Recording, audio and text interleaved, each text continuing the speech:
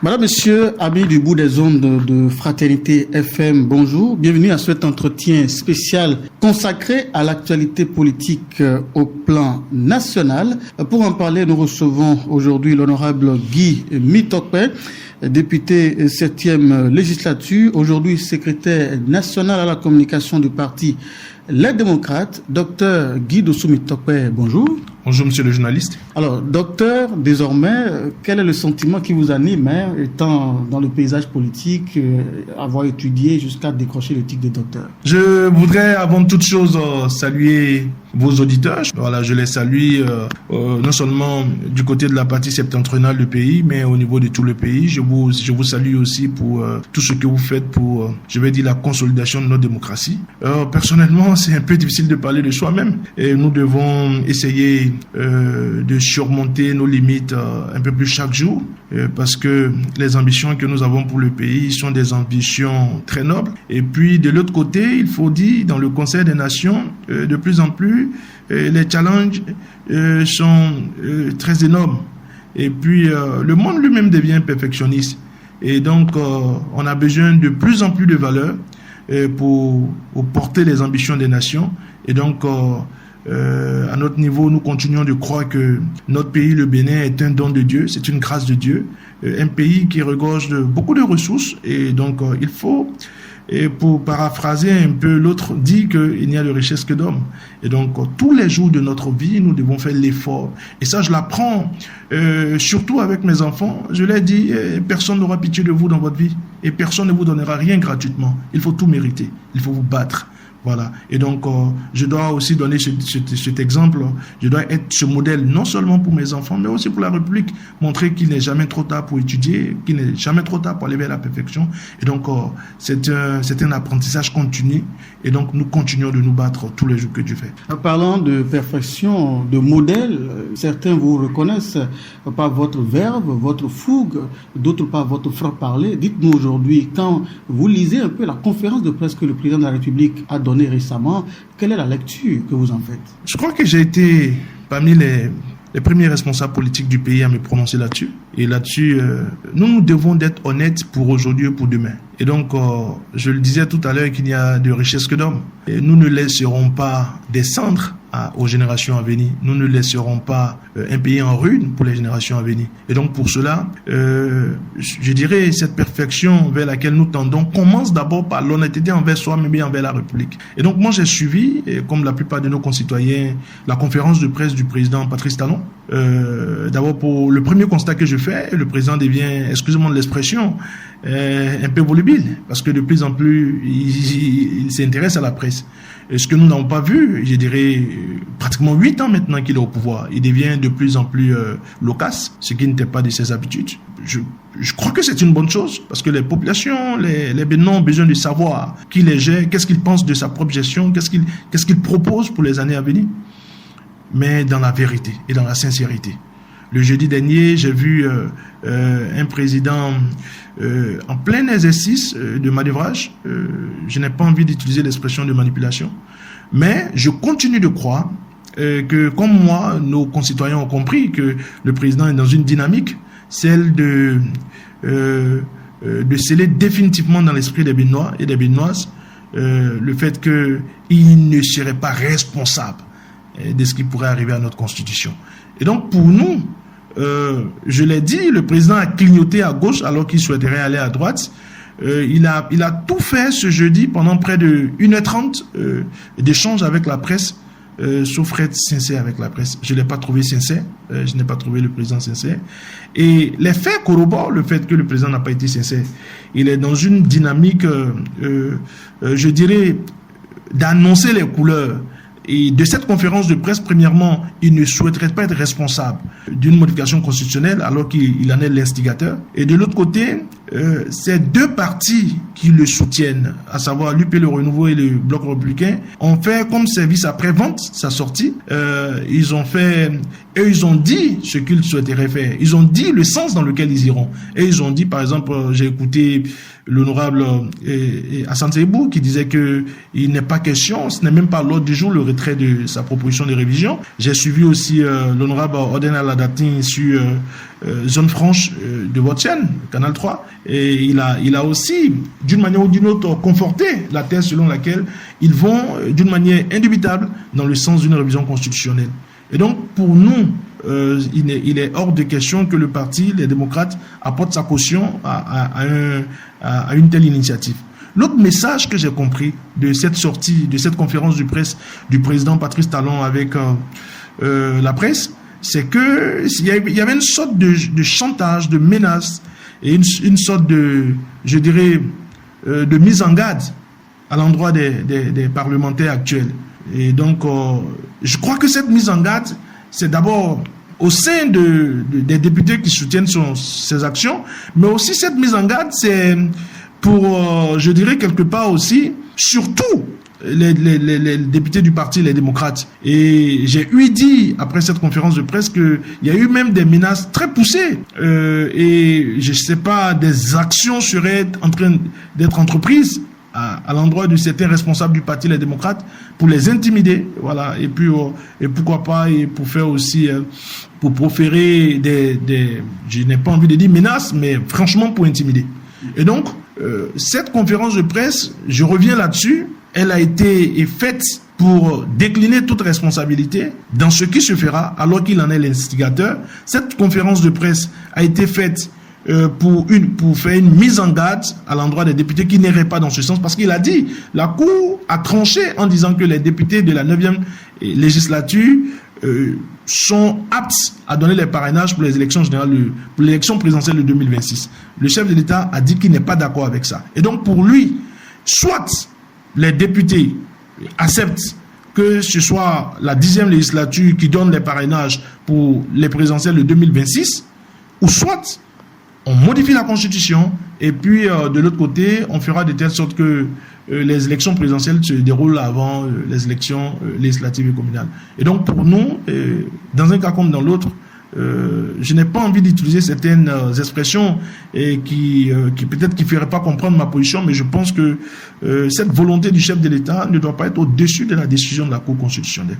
Alors, c'est ce que je peux dire. Alors, docteur Guy Dossou-Mistopé, qu'est-ce qui justifie cette manière d'être sceptique quand le chef de l'État donne sa parole et dit « Je ne suis pas l'instigateur d'une révision de Constitution ». Justifiez votre position qui ne croit pas forcément au chef de l'État. Est-ce qu'il serait judicieux que je rappelle un certain nombre de faits parce que je disais tout à l'heure que ça fait maintenant 8 ans que M. Patrice Talon, président de la République du Bénin, est au pouvoir.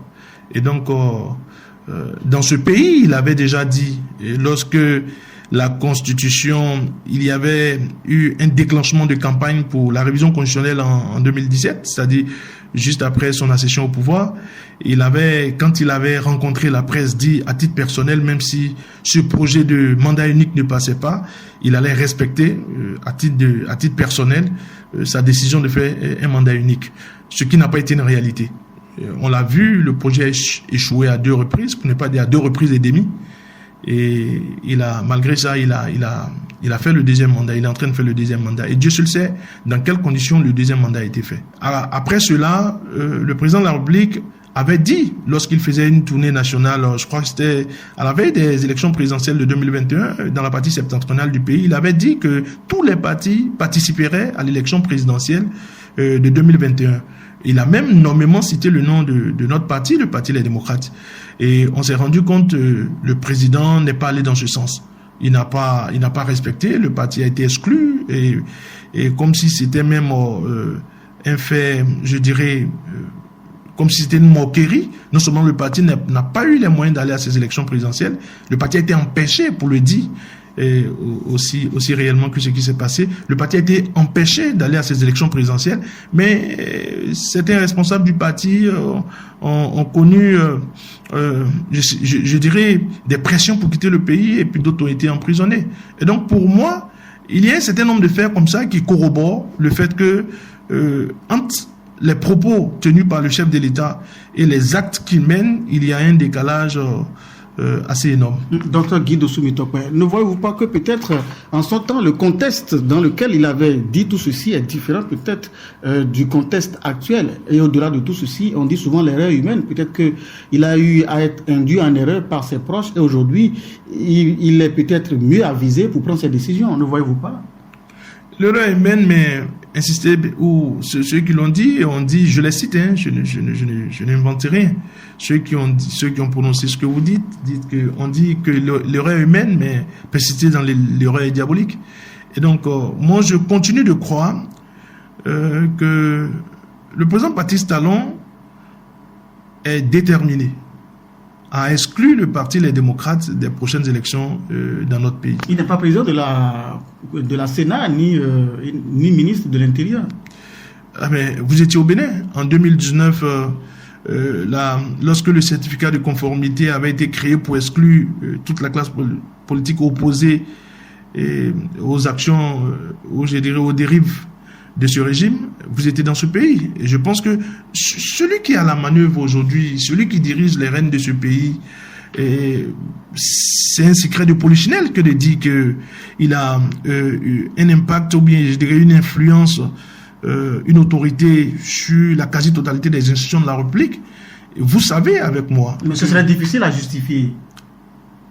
Il n'y a rien à justifier ici. Parce que ce que je dis, vous voyez, lorsque dans un pays, en pleine élection, pour l'élection des maires, on interrompt le processus, on fait retourner les députés à l'Assemblée nationale parce que les députés étaient de son bord. Il n'y avait pas d'opposition en ce moment bien précis au Parlement. C'est du fait de qui? C'est du fait du président de la République. Je n'invente rien. Ce que je dis, nous l'avons vécu. C'est des faits actuels.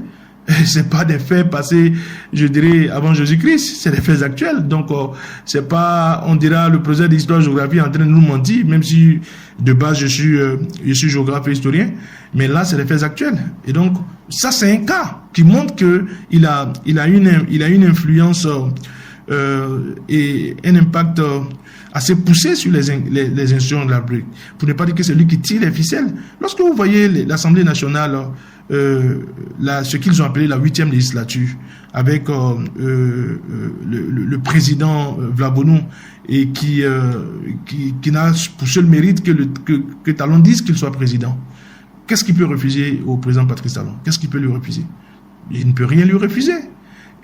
Prenez les autres institutions de la République, prenez les présidents des autres institutions de la République, lequel d'entre eux a un courage nécessaire pour dire non aux volontés de Louis Vlabonou a été élu par ses pairs à l'Assemblée nationale. Louis Vlabonou a été imposé. D'abord, ses pairs n'étaient pas élus. La 8e législature, il n'y a pas eu d'élection.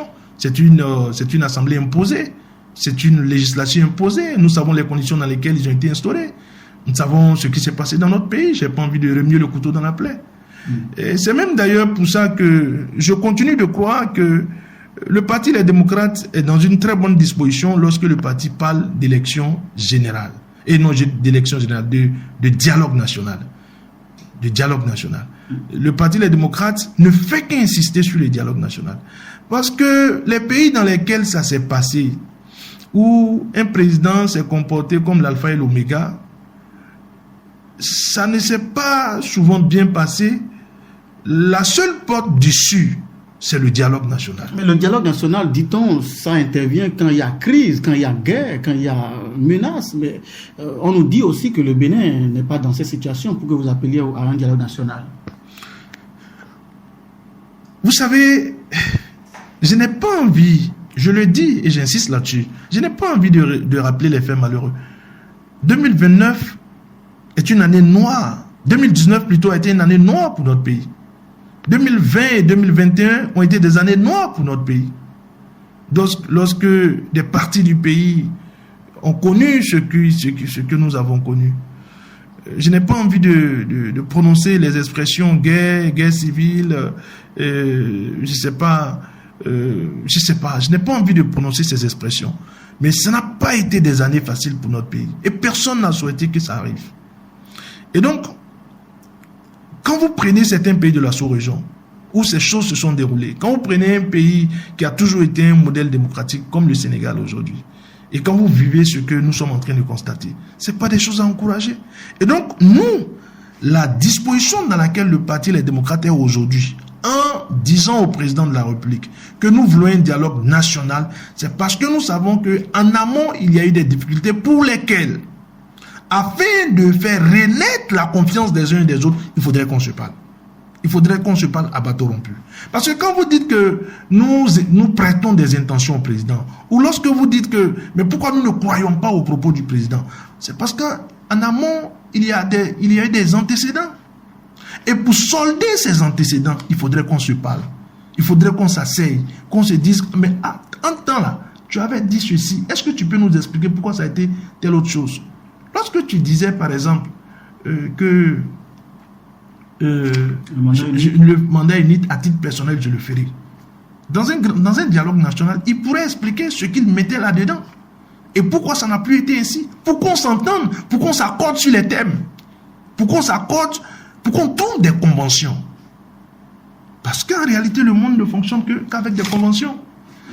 Lorsque on trouve un consensus ou une convention autour d'une question, cela nourrit la confiance.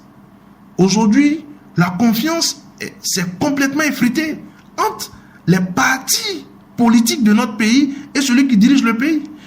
La confiance est en train de disparaître pratiquement totalement entre celui qui dirige le pays et les fils et filles du pays. C'est une réalité. Nous n'inventons rien. Lorsque le premier responsable du pays prononce ou échange avec la presse pendant plus d'1h30 et que nous ne croyons pas en un seul mot de tout ce qu'il a prononcé, ce n'est pas parce que nous avons des problèmes contre sa personne, c'est parce que durant 8 ans, il nous a montré que sa parole n'était pas digne de confiance. Et donc nous sommes dans ce cadre, nous sommes dans cette dynamique. Il est impératif aujourd'hui que nous puissions aller à ce dialogue. Mais ce dialogue dont vous parlez, est-ce qu'il est au-dessus de la Constitution? Vu que dans la Constitution, ce qui vous fait peur est déjà verrouillé. Le 3e mandat, nul ne peut faire de sa vie plus de 2 mandats. Qu'est-ce qui vous fait autant peur alors? Je vous remercie pour cette question. Vous allez permettre que je fasse un petit développement qui pourrait sembler être une digression, mais ce n'est pas une digression. Vous voyez, lorsque dans une assemblée nationale, des députés qui ont la jugeote qui résonne osent remettre en cause le fait que l'opposition soit assimilée à la minorité et discutent ça et tiennent là-dessus. Ils vont à la Cour constitutionnelle, ils reviennent, ils tiennent mordicus que l'opposition n'est pas synonyme de minorité et que la majorité n'est pas synonyme de mouvance. Avec ces gens-là, qu'est-ce qui est évident? Dites-moi, avec ces gens-là, qu'est-ce qui est évident? Parce qu'on a vu dans ce Parlement, le fait que le BE ait 28 députés et que le Parti Les Démocrates ait 28 députés ne fait pas du BE la minorité dont parle la loi et l'esprit de la loi. Le parti l'UP Le Renouveau, selon leurs résultats, aurait eu 53, je ne sais pas combien de députés. Donc cela fait du parti BE la majorité au sein de la majorité. Puisqu'il y a 2 majorités, puisque la majorité est assimilée à la mouvance présidentielle. Et le BE qui a eu 28 députés comme le Parti Les Démocrates selon leurs résultats, cela voudrait dire que le BE est la minorité de la majorité, puisque la majorité est assimilée à la mouvance présidentielle. Le BE supporte... Est-ce que le BE est un parti qui supporte Yahi? Bon, encore que la plupart sont des transfuges. Lorsque le bateau prenait de l'eau comme des rats, ils ont tous sauté. Mais le BE soutient les actions du président Patrice Talon. Donc le BE n'est pas la minorité parlementaire. La minorité parlementaire dont parlait la loi et l'esprit de la loi, c'est l'opposition. Mais ils ont tenu mordicus devant la cour partout. Et jusqu'à l'heure où je vous parle, ils n'ont pas cédé. Avec ces gens-là, vous pensez qu'il y a une évidence ou une garantie? Vous pensez qu'avec ces gens-là, ils vont venir dire que non, nul de toute sa vie n'a jamais fait ceci et qu'au nom de ça, il faut réviser la Constitution. Ils vont vous démontrer que nul de toute sa vie, là, ça ne concernait pas les 10 ans passés. Parce que les gens qui ont eu le courage de défendre ce qu'ils ont défendu là, ils auront le courage de défendre l'indéfendable. Donc finalement, le parti, les démocrates, n'espère rien dans cette révision de constitution. Vous êtes totalement contre. La position du Parti Les Démocrates est extrêmement claire sur la question. Au niveau du Parti Les Démocrates, nous disons que à moins de 2 ans des élections générales, il ne doit pas avoir de révision constitutionnelle. Même s'il y a votre intérêt dans la révision. Parlons d'abord du pays. Je dis bien, à moins de 2 ans, ou à 2 ans des élections générales, nous ne participerons pas, nous n'œuvrons pas pour une révision constitutionnelle. Et toute révision constitutionnelle forcée montre qu'il y a anguille sous roche. Parce que nous sommes dans une dynamique dans laquelle le chef de l'État dit « je n'en veux pas ». Une virgule ne doit pas être touchée. Dans le même temps, les 2 blocs qui le soutiennent disent « on fera et on veut ». Et pourtant, nous savons qu'ils se parlent entre eux. Parce que eux, là, ils ont quel courage de contester une volonté du président Patrice Talon. Eux, là, que je vois là, lequel d'entre eux peut dire non quand le président Patrice Talon dit oui? Lequel d'entre eux peut dire oui quand le président Patrice Talon dit non? Ils n'ont pas ce courage. On vous indexe comme étant l'opposition radicale. Est-ce que vous pensez que cette forme d'opposition, cette forme de politique pourrait aider vos militants, vos sympathisants, par exemple Ricky Amadougou et consorts qui sont en prison et qui espèrent sortir? D'abord, revenons sur la notion de radicalité dont vous parlez. Nous ne sommes pas une opposition radicale. Nous sommes vrais, nous sommes sincères. Quand on est vrai et puis on est sincère, là, quand on parle, ça fait mal. On est simplement sincère et vrai. Je vais prendre un cas. Lorsque dans une famille, un père a 2 enfants, il y a un enfant qui dit la vérité à son père. Le second refuse de dire la vérité à son père. Est-ce que l'enfant qui dit la vérité à son père, là, on doit l'appeler rebelle? Parce que dire la vérité à son père, ça dit quand je fais l'option de dire la vérité à mon père, cela voudrait dire qu'à des moments donnés, je ne plairai pas à mon père. Il faut aussi la forme. Je viens. On va revenir sur la question de la forme.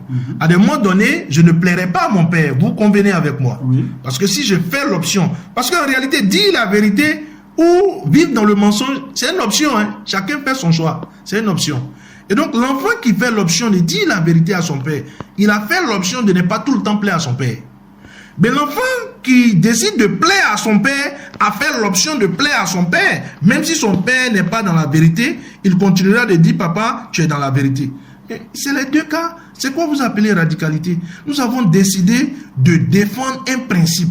Ce qui sous-tend la position du Parti Les Démocrates, c'est que nous avons décidé de prendre fait et cause pour la démocratie. Nous avons décidé de prendre fait et cause pour ce qui unit. Nous avons décidé de prendre fait et cause pour l'indépendance des institutions, pour plus de justice, pour plus de développement. C'est une option, c'est un choix qu'on a fait. Maintenant, quand vous parlez de forme, mais à quel moment je suis en train d'échanger avec vous maintenant, à quel moment j'ai insulté quelqu'un? C'est ça la forme. Je n'ai insulté personne. Mais pourtant, je sais que depuis que je suis en train de parler avec vous, mes propos ne plairaient pas à tout le monde. Mais ce n'est pas parce que mon propos ne plaît pas à quelqu'un que je suis en train de l'insulter. Ce n'est pas parce que ce que je dis là ne te plaît pas que je suis en train de t'insulter. Donc, la question de la radicalité, la question de la forme, ça dépend de celui qui reçoit. Nous avons décidé, dans la forme, je vais vous prendre un exemple. Vous savez, quand j'étais président de la Fédération nationale des étudiants du Bénin, je me souviens d'un fait. On devait faire une négociation parce que les bourses des étudiants étaient... les bourses ne sortaient pas. Les secours aussi ne sortaient pas. Et je dirais que, je ne sais pas si c'était bloqué au niveau du CENU, mais du Centre national des œuvres universitaires. Mais je n'étais pas le seul responsable de mouvements étudiantins. Il y avait d'autres mouvements étudiantins, donc vous allez permettre que je ne dise pas les noms pour ne pas égratigner des anciens collègues. Et donc, mais on est allé devant le recteur. Il y a un des nôtres qui était président d'un autre mouvement qui s'est levé.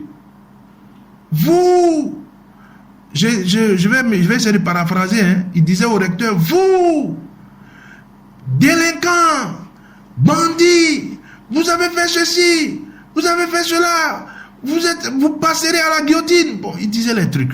Et à mon tour, je suis venu, quand la parole m'a été donnée. Et j'ai commencé d'abord en saluant le recteur, en saluant le secrétaire général du rectorat, en leur disant que d'abord, nous les remercions pour l'audience qu'ils nous ont accordée. Et ensuite, en leur disant que nous représentons, je crois qu'en ce moment, on était environ 60 000 étudiants. Nous sommes les représentants de plus de 60 000 étudiants. Donc, en ce moment où je suis en train de leur parler, des gens n'ont pas le gari pour délayer. En ce moment où je suis en train de leur parler, des gens n'ont pas 100 francs pour aller faire les photocopies. Avant qu'on ne sorte, nous exhortons les responsables à ce que les bourses puissent sortir, que la signature puisse être faite. Mais, des deux positions, laquelle des positions serait acceptée? Naturellement, je crois que ma position, parce qu'on est allé défendre les mêmes choses. Je n'ai pas vendu le combat, je n'ai pas vendu la lutte. Je ne suis pas allé dire au recteur et au secrétaire général du rectorat que non, les étudiants vivent bien, les bourses, ça peut attendre encore, les étudiants font trop de pression. Non, parce que ce que je disais, c'était la vérité. Mais on n'a pas utilisé les mêmes formes. Dans ce sens-là, je vois que ce que vous dites, la question de la forme compte.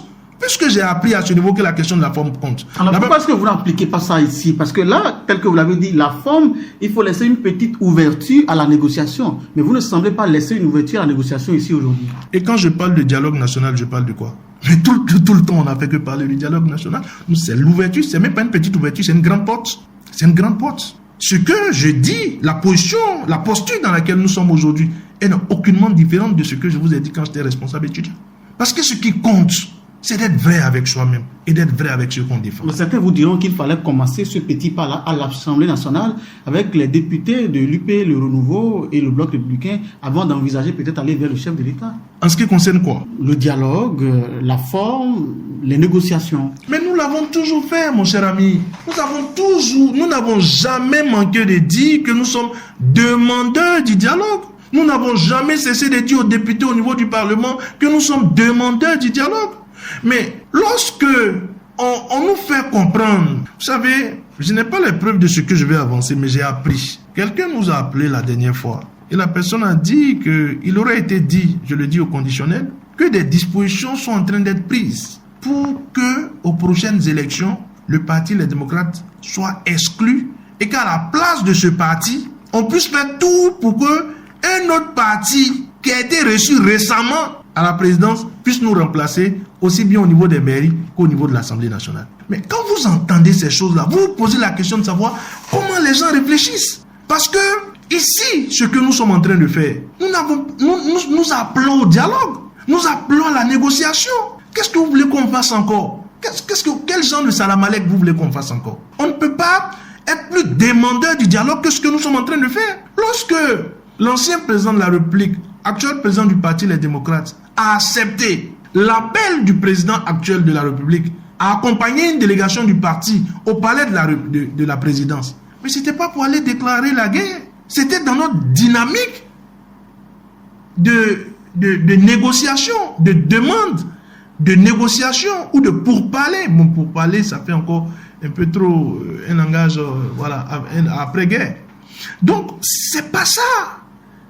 Qu'on ne nous donne pas une image que nous n'avons pas. Qu'on refuse de nous peindre en diable. Nous ne sommes pas les diables. Vous êtes toujours demandeur, docteur Doussou-Guy Mitopé. Mais à l'Assemblée nationale, est-ce que vous avez l'impression que les lois que vous aviez proposées pourraient prospérer, notamment celles relatives à votre compatriote Rekia Madougou? Non, d'abord, je voudrais vous dire qu'il ne faut pas faire ce que certains de vos collègues font. Nous ne demandons pas que pour la ministre Rekia Madougou. Parce qu'il ne faut pas émietter notre énergie dans le combat. Nous demandons aussi bien pour la ministre Rekia Madougou, nous demandons aussi bien pour le professeur Joël Aïvo, nous demandons aussi bien pour notre camarade Dianoté, nous demandons aussi bien pour le ministre Komi Koutié, nous demandons aussi bien pour le jeune Thibaut Ogou et pour tous ces étudiants qui sont en prison. Nous demandons aussi bien pour, je sais pas, la plupart de nos compatriotes qui sont hors de nos frontières. Nous demandons, nous allons même jusqu'à demander que entre le président Patrice Talon et le président Sébastien Ajavon, que le calumet de la paix soit fumé et qu'il y ait la paix et que les enfants de ce pays qui sont poussés de force à l'exil ou ceux qui sont détenus dans nos géoles, qu'ils puissent retrouver la paix, la liberté, qu'on puisse se parler et que les élections puissent se dérouler et être des moments de fête comme ça a toujours été dans notre pays. Donc, nous ne sommes pas des belliqueux. Et nous ne serons jamais des belliqueux ou des batanguais. Nous avons décidé de nous battre pour un certain nombre de valeurs. Et aujourd'hui, Dieu sachant faire ces choses, nous avons une minorité de blocage en ce qui concerne la révision de la Constitution qui permet que nous puissions donner notre point de vue. Et que nous pensons qu'il faut tout faire pour que les choses puissent se dérouler comme par le passé où les élections étaient un moment de fête. Docteur Guy Dossou-Mitope, certains pensent que le président de la République a déjà commencé par poser les bases de ce dialogue auquel vous appelez de vive force, en invitant les groupes parlementaires, en discutant avec les groupes parlementaires de l'Assemblée nationale. Et au-delà de tout ceci, vous avez eu la main, vous en tant que parti, les démocrates, de convier les autres partis de l'opposition pour discuter avec ces partis-là. Mais à la grande surprise, vous l'avez dit tantôt, le parti que vous seriez en train de soupçonner, qui serait en train d'être préparé pour vous prendre la place, vous l'avez exclu. Comment est-ce qu'on peut expliquer cela? Non, vous ne pouvez pas parler d'exclusion en ce qui concerne nos actions ou nos invitations. Nous sommes totalement ouverts. Et ne faites pas de fixation sur les FCBE nouvelle version. Parce que je crois savoir que c'est des FCBE que vous voulez parler, mais hormis les FCBE, certains partis n'ont pas fait le déplacement. Il n'y avait pas seulement que les FCBE qui se réclament de l'opposition qui n'étaient pas là. D'autres partis se réclamant de l'opposition n'étaient pas là. Mais ne comptez pas sur moi pour les citer. Ce que je voudrais dire, c'est que nous avons décidé d'unir les forces de l'opposition. Et nous le faisons d'abord au titre de, je voulais dire au titre de la loi, mais au titre de la loi, parce que nous sommes aujourd'hui chefs de file de l'opposition. En ce qui concerne par exemple la question du chef de file de l'opposition, je reviendrai un peu sur votre question. Vous voyez, un régime qui prône, qui travaille pour que les lois de la République, selon eux, puissent être respectées. Mais depuis bientôt 1 an, où nous avons la tête du chef de file de l'opposition, mais rien n'a été mis en œuvre pour que cela puisse fonctionner. Parce que le chef de file de l'opposition, ayons le courage de le dire, selon leur loi, c'est comme une institution de la République, où le chef de file de l'opposition a un certain nombre de, de dispositions que l'État doit prendre pour l'accompagner dans sa mission. Vous avez eu le décret finalement? Moi, j'ai pas vu le décret. Ils disent qu'ils ont pris, moi, j'ai pas vu. Parce qu'en réalité, quand un décret est pris, mais les modalités d'accompagnement ou de mise en fonction, mais de mise en œuvre plutôt, mais tout accompagne le décret. On devait pouvoir tout faire pour que le chef de file de l'opposition puisse être fonctionnel. Mais pendant ce temps où on prive l'opposition d'animer le chef de file de l'opposition, ce qui devait être suivi d'un cabinet et de tout le reste, pendant ce temps où on prive l'opposition d'avoir les moyens d'animer cela, on prend un décret pour nommer 12 conseillers ministres. Ministres conseillers, je vais dire. 12 ministres conseillers. Et les ministres conseillers, selon eux, ils ont même dit dans le décret que ceux qui doivent proposer des ministres, les ministres conseillers, sont connus. C'est les 2 blocs soutenant les actions du chef de l'État. Qu'est-ce que vous reprochez à ça? Et c'est ce que je disais tout à l'heure. Lorsque le régime lui-même travaille à ce que le chef de file de l'opposition ne puisse pas être fonctionnel, qu'il ne puisse pas avoir les moyens pour travailler, pour qu'un cabinet marche, pour qu'un cabinet fonctionne autour de lui, pour que le chef de file de l'opposition ait les moyens d'animer un cabinet, de fonctionner autour de lui. Mais pendant ce temps, on prend toutes les dispositions pour nommer 12 ministres conseillers. Ce qui nous gêne là-dedans, c'est que on fait tout pour réduire, pour empiéter sur les actions de l'opposition, mais pendant ce temps, on continue, en plus des moyens colossaux qui sont utilisés pour le compte des partis soutenant les actions du chef de l'État, on prend un autre décret pour essayer de nommer encore 12 ministres conseillers qui auront aussi des cabinets, qui auront aussi des personnes autour d'eux, avec tous ces moyens.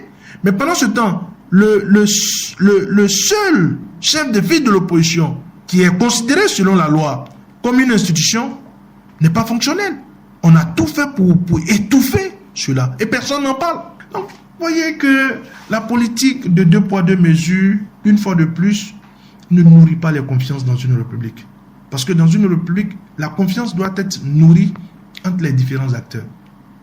La confiance doit être nourrie entre l'exécutif et le peuple. Et entre les institutions. Aujourd'hui, ce régime a travaillé et continue de travailler à effriter les confiances.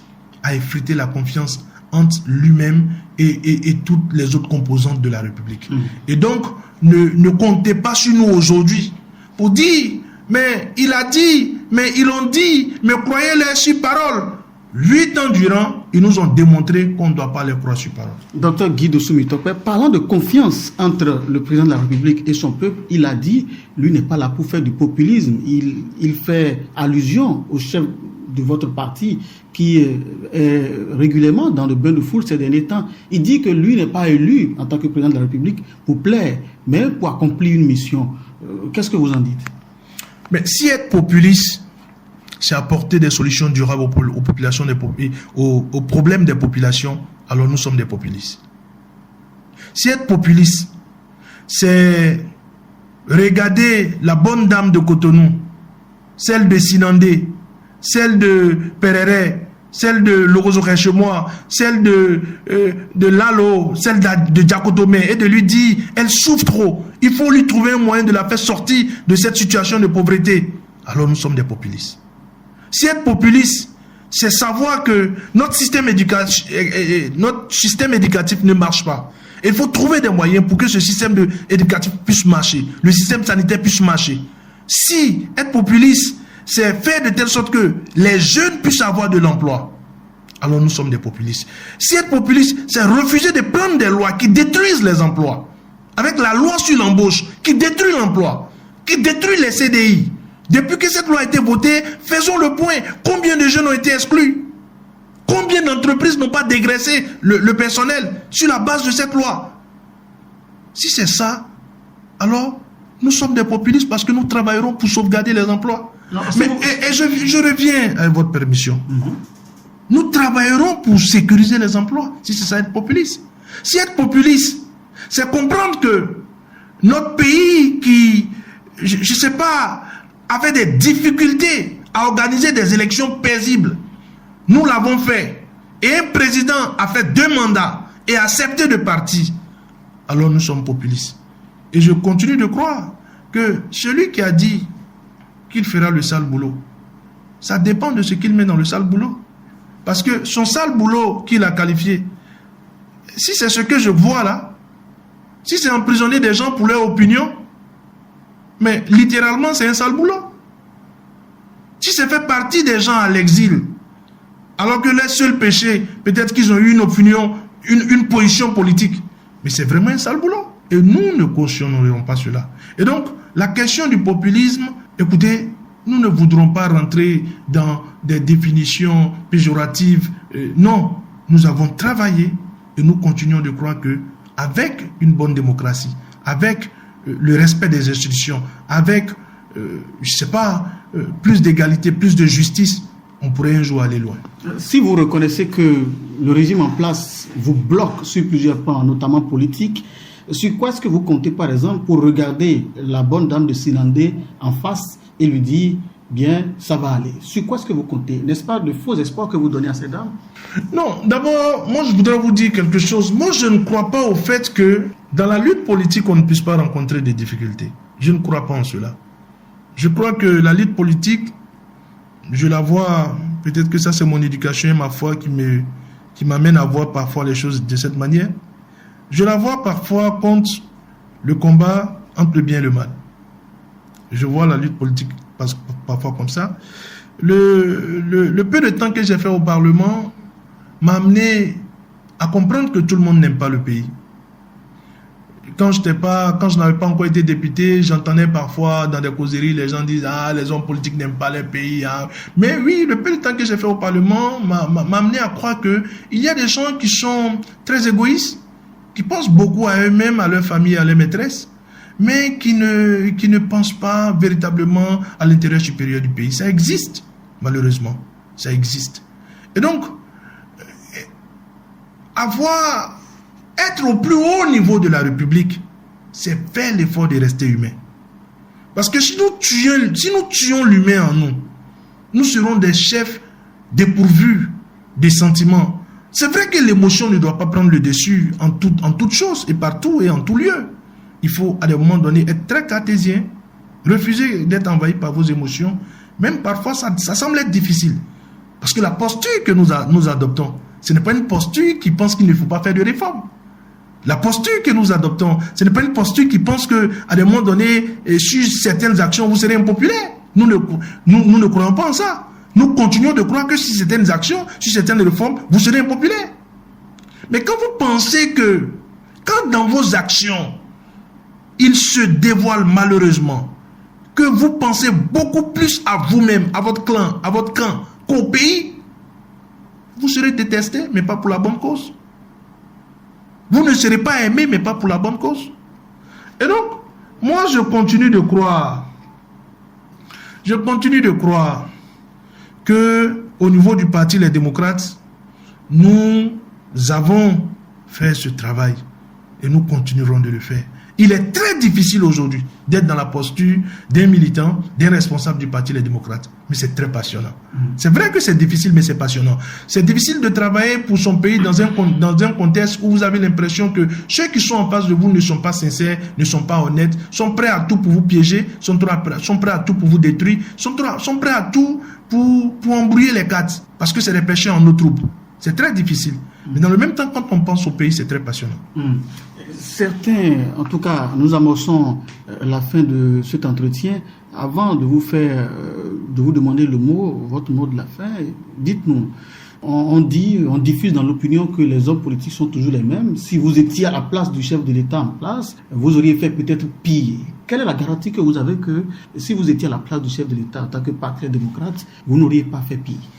Vous avez bien fait de préciser en tant que parti Les Démocrates, parce que je ne parlais pas de ma personne. Moi, je suis un tout petit élément dans un grand ensemble. Voilà. Donc, ce qui compte aujourd'hui, c'est notre ensemble, c'est notre parti. Et je vais vous dire quelque chose. Ce parti a déjà dirigé ce pays. Du moins, le premier responsable de ce pays a déjà dirigé ce pays. Quand il passe, il n'est pas hué. Ce que vous voyez quand le président Yahi passe là, c'est même pas des montages. Je vais dire, c'est même pas travailler d'avance. Lorsque vous dirigez un pays, lorsque vous dirigez une communauté, il y a deux choses qui vous attendent à la sortie. Soit vous êtes ovationné, aimé et porté en triomphe, ou soit à votre passage, les gens crachent et les gens vous dévisageront. Vous savez, à mon petit niveau, j'ai été président de la Fédération nationale des étudiants du Bénin. Je crois maintenant que ça fait environ 15 ans, cette histoire. Mais depuis 15 ans, jusqu'à l'heure où je vous parle, tous les bureaux qui sont mis sur pied, pratiquement, je pense, il n'y a que peut-être maintenant 2 à 3 ans où je n'ai plus le temps, j'assistais toujours. Les étudiants m'invitaient toujours pour continuer à aller les entretenir, pour prendre des conseils. Ils venaient toujours, ils se référaient toujours à mon mandat. Ils disaient toujours, au temps du président Guizot, au moment où le président Guizot était président. Mais c'est tout ce qu'on a dans cette histoire. C'est toute la petite gloire qu'on a dans cette histoire. C'est pas l'argent, c'est pas le matériel. Et donc, quand le président Yahi a fini de diriger, ça fait bientôt 10 ans qu'il a fini de diriger. À Dogbo, j'ai vu des femmes en larmes. À Dogbo, j'ai vu des mamans pleurer. Mais où es-tu? Reviens. Est-ce pas que la loi ne lui permet plus de revenir? Et nous-mêmes, nous pensons qu'il ne doit plus revenir parce que, comme je le dis, il faut donner, il faut être démocrate et puis voilà, respecter les lois des prédécesseurs. Mais j'ai vu ces mamans pleurer. J'ai vu ces femmes en larmes. J'ai vu une mémé venir dire, mais tu étais où toutes ces années? On attend que toi, nous souffrons. Pratiquement 10 ans après sa gestion. C'est ça qui donne de l'espoir à ce peuple. C'est ça qui donne de l'espoir à ces jeunes. C'est ça qui montre à nos compatriotes que nous ne nous sommes pas trompés de combat. Mais moi qui vous parle, mais dans ce pays, mais écoutez, je n'ai pas de tout le temps été avec le président Yahi. Je n'ai pas de tout le temps été avec le président Yahi. Lorsque j'étais avec le président du parti, le parti Les Démocrates et le parti Restaurer l'Espoir, on n'était pas avec le président Yahi. Mais il y a des choses que tu as vues et il y a d'autres que tu n'as pas encore vues. Il faut prier de ne jamais voir certaines choses que tu n'avais pas encore vues. Ce que le président Talon est en train de nous montrer, il est en train de nous montrer qu'avec le président Yahya, on n'avait encore rien vu. Et donc, quand tu n'avais rien vu, et puis ce que tu avais déjà vu, mais je suppose ce que j'avais déjà vu, c'est dans ce contexte qu'on est. Et donc, pour nous, aujourd'hui, c'est un sacerdoce, le combat que nous sommes en train de mener. C'est un sacerdoce. Et nous le faisons, comme je l'ai dit tout à l'heure, avec beaucoup de courage, beaucoup d'abnégation, beaucoup de passion. C'est très difficile le combat dans lequel nous sommes aujourd'hui. Vous ne vous êtes pas trompé de combat, dites-vous, mais le parti auquel vous apparteniez, dont vous avez cité le nom tout à l'heure, son président estime que vous êtes des vendus, vous aviez compromis le Bénin. Qu'est-ce que vous en pensez? Non, je n'ai pas cité cet exemple pour relancer le débat. Je n'ai pas cité l'exemple de mon ancien parti pour relancer le débat. Vous savez, moi, j'ai beaucoup appris avec le président Azanaï. Je suis même au passage, je voudrais le saluer pour tout ce que j'ai appris à ses côtés. Je garde beaucoup de bons souvenirs que j'ai passés avec eux. Mais aujourd'hui, je suis dans une nouvelle dynamique. Et donc, il me serait très difficile de parler de mon ancienne maison. Il me serait très difficile. Ça va ressembler à du dénigrement. Je ne pourrais pas le faire. Mais lui, pratiquement, on a l'impression qu'il a rompu les amarres totalement avec vous. Parce que récemment, sur Bip Radio, il a dit que vous n'êtes pas une matière qui peut retenir son attention. Donc, vous, maintenant, là, vous me voyez, moi, en train de parler du président Azanaï. Il ne peut pas parler du président Azanaï. Le président Azanaï a été comme un père pour moi. Il m'a appris beaucoup de choses. Il m'a appris beaucoup de choses en politique. Il m'a appris beaucoup de choses tout simplement dans la vie. Mais qu'est-ce qui a occasionné ce brutal, disons, on va dire, hein, cette séparation brutale de... Non, c'est pas brutal, c'est quand même 15 ans de collaboration. C'est pas brutal. Qu'est-ce que vous dites, c'est pas brutal? Non, comme je vous l'ai dit tout à l'heure, il me sera très difficile de parler du président Azanaï et du parti et de tous ces responsables avec qui j'ai gardé quand même de très bons souvenirs. Et puis, je caricature ça par un fait. Vous savez, moi, mon père, il se nomme Mitokpe Sousa Victor. Je bénis le Seigneur, il est encore vivant. Mais à un moment donné, j'ai été appelé à fonder ma famille. À un moment donné, j'ai été appelé à partir. Et donc, quand j'ai quitté chez le vieux Victor, c'est pas pour ça que je vais montrer désormais cette maison dans laquelle j'ai dormi avec mes frères et mes sœurs, ce vieux qui m'a nourri, ce vieux Victor qui m'a nourri, avec ses maigres sous, qui m'a donné l'éducation que j'ai aujourd'hui. Quand je me blessais, qui me soignait. Quand j'étais malade, qui s'occupait de moi. C'est pas maintenant je vais lui jeter la pierre. Non. Je fais la même chose avec le président Azanaï et le parti Restaurer l'Espoir. C'est un parti qui m'a beaucoup appris et puis je n'ai absolument rien à dire je crois que c'est quelqu'un que je dois continuer de respecter parce qu'il m'a appris beaucoup de choses. Alors, docteur Guy de Soumitopé, nous sommes à la fin de cet entretien. Un mot pour conclure. Je vais demander à Dieu de veiller sur notre pays parce que je sens que les jours qui viennent, les semaines qui viennent, les mois, les années qui viennent ne seront pas faciles. Parce que je vois le camp d'en face très déterminé à faire le forcing. Je les vois marcher encore sur beaucoup de principes. Je les vois marcher encore, je les vois s'aimer encore, excusez-moi de l'expression, beaucoup de désordre. Mais je les exhorte à aimer ce pays. La vie humaine est sacrée. Et ça, quand je le dis, j'ai beaucoup d'émotions. La vie humaine est sacrée. Une seule personne qui tombe, c'est regrettable. La politique ne devait pas tuer. La politique doit soigner, la politique doit éduquer, la politique doit apporter des solutions. Et vous voyez, nous les politiciens, à un moment donné, je ne sais pas ce que le pouvoir nous fait, mais j'ai l'impression qu'on est dénaturé. Vous voyez, au Sénégal, maintenant, il y a des morts, il y a des blessés. C'est des familles qui sont endeuillées. C'est des emplois qui sont gâtés, c'est des vies qui sont pour toujours fauchées. Vous voyez, je le dis souvent, un être humain, parfois vous tuez, ou bien parfois vous anéantissez une seule personne, c'est plusieurs familles qui sont décapitées. Peut-être parce que cette personne était une personne qui s'occupait de tellement de personnes. Donc nous les politiques, on doit pouvoir savoir que parfois on se dit non, pour les réformes, il faut que voilà on fasse, ça ira de force ou de gré, oui, mais il faut se parler. Il faut se parler. Mieux on se parle, plus on se parle, moins on fait des dégâts. Et moi j'exhorte ce régime à ce qu'on puisse encourager le dialogue, qu'on puisse se parler. Et je pense que le Seigneur lui-même sera avec nous. 2026 arrive, on sera en santé et en vie et tout se passera pour le mieux. L'autre chose que je voudrais dire, je voudrais lancer ce mot à l'endroit du président Patrice Talon pour nos compatriotes qui sont en prison, pour nos compatriotes qui sont hors du pays, de nous aider afin que les compatriotes puissent être libérés. Je pense au professeur Joël Aïvo, avec qui j'ai échangé, ça fait quand même un bon moment. Je pense à la ministre Eric Madougou, que je n'ai plus eu l'occasion d'aller revoir. Je pense à bien d'autres compatriotes. Je n'arrive pas à les citer tous. Ceux que j'oublie, je leur demande de me pardonner. La députée, l'honorable Afodjabo Amisetou et bien d'autres. Le ministre Kwadjo Simplice et bien d'autres. Komi Koutié et bien d'autres. Léadi Soglo, bien d'autres. Et donc, que nous puissions aider ce pays à retrouver sa tranquillité d'antan. On en a tous besoin. Et je crois que c'est ce que j'ai à dire. Quant à nous autres, c'est dur, je l'ai dit tout à l'heure, mais c'est passionnant. Dr Guy Dossou Mitokpe, merci. Je vous en prie. Madame, Monsieur, amis, auditeurs de Fraternité FM, c'est la fin de ce entretien. Nous avions reçu pour vous Dr Guy Dossou Mitokpe. Eh bien, il est député 7e législature. Aujourd'hui, il est le secrétaire national à la communication du parti Les Démocrates. Une fois encore, merci à chacun et à tous de nous avoir suivis. À très bientôt.